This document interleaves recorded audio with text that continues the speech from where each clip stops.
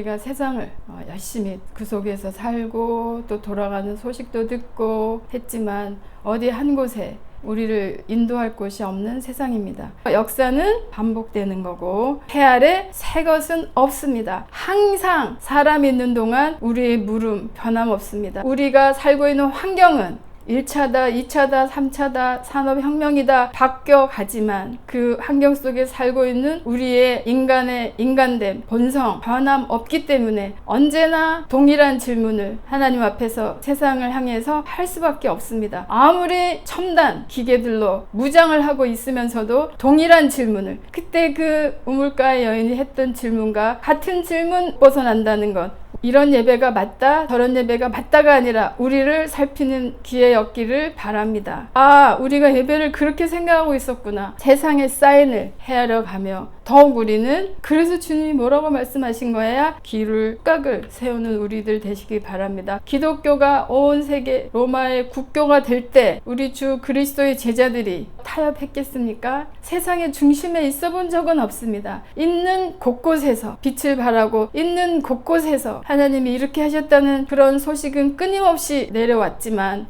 아직도 세상의 중심이 된다고 한다면 이곳에 주님 나라를 우리가 만들어야 되겠어. 이곳에 어떤 시스템을, 정책을 펴서 모든 사람들이 하나님을 섬기게 예배하게 만들어야 되겠어 하는 순간 우리 또한 덫에 걸립니다. 주님 나라는 그렇게 이루어지는 것이 아닙니다. 과연 말씀대로 이루어가고 있구나 하는 지점을 찾아내셔서 우리 주님 앞에 힘을 얻는 우리들 되시길 바랍니다. 그때 우리를 미혹하는 존재가 그 무엇도 아니다. 어디에서? 교회 안에서. 그리고 하나님이 아닌 것을 하나님이라고 가르치고 선포해주는 그런 지도자들 때문에 많은 사람들이 미혹에 들고 시험에 든다는 것 말씀으로 살폈습니다. 우리 주 예수님께서 나랑 상관없어 하고 선을 끈 부류들이 나옵니다.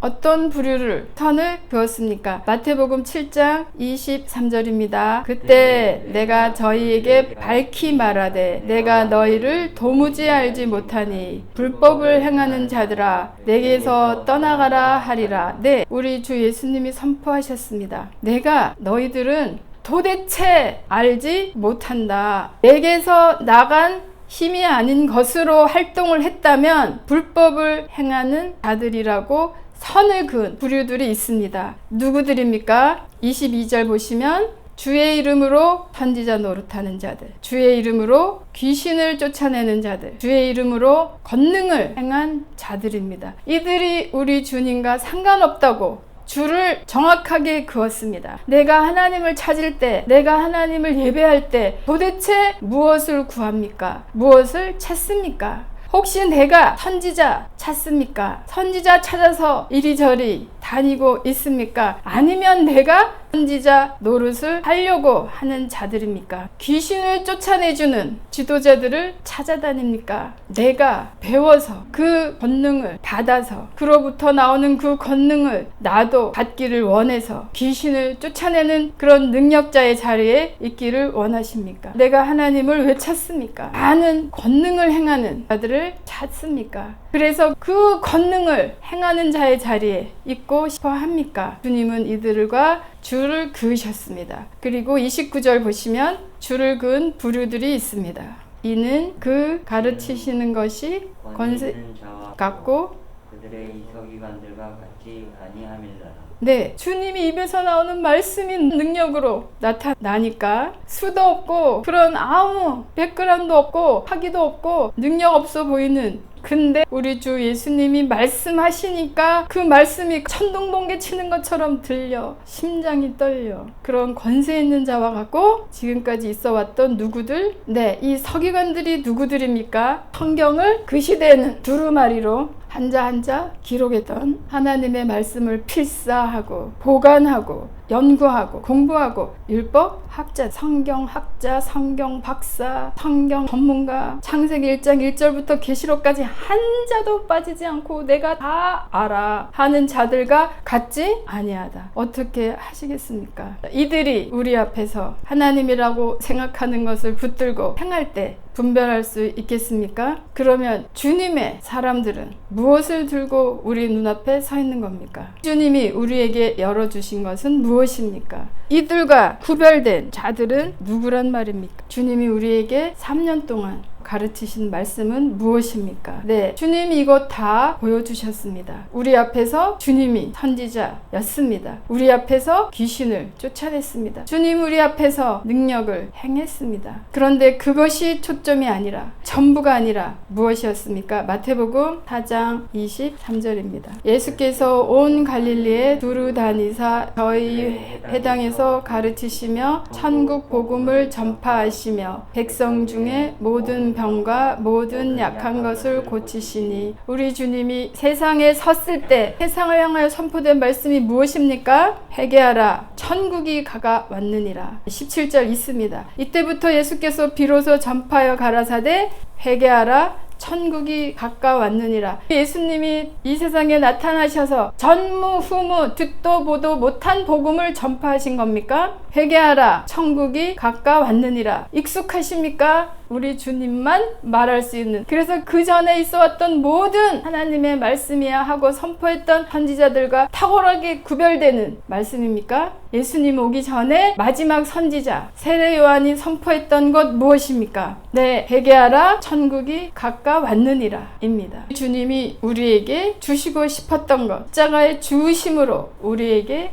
선물로 주신 것 무엇입니까? 천국입니다. 주 예수님이 주인인 주님 나라입니다. 이것이 얼마만큼 실제가 되느냐, 우리 신앙의 질이 달려있다고 봅니다. 주님 나라는 죽은 다음에 가는 나라야 생각하니까 도저히 지금 사는 내 삶하고 연결이 안 되십니까? 그러면서 우리는 무엇이라고 말합니까? 우리가 천국 시민권자들이야. 천국의 시민권을 받았어. 천국의 시민권만 따놓고 나중에 죽어서 천국 가시려고 살고 계십니까? 자, 주님이 3년 동안 우리 앞에서 성경이 말합니다. 모든 병, 모든 약한 것, 모든 귀신 들린 모든 병자들 다 고쳤습니다. 그러면 그것을 본 우리는 어디에 포커스가 꽂힙니까? 방금 전에 읽었던 귀신 쫓아내는 능력, 거기에 꽂힙니다. 그런데 주님이 보여주고 싶으셨던 것은 주님 나라입니다. 주님 나라는 아픈 것이 없어. 약한 것이 없어. 주님 나라는 온전한 나라야. 보여주신 겁니다. 그런데 우리는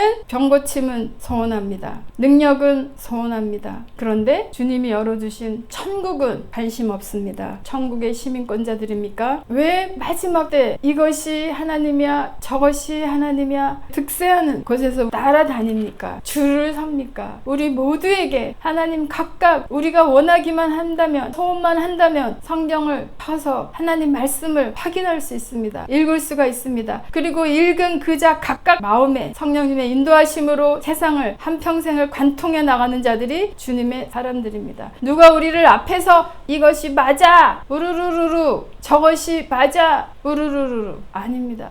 그들이 우리를 천국을 살게 해줍니까? 아닙니다.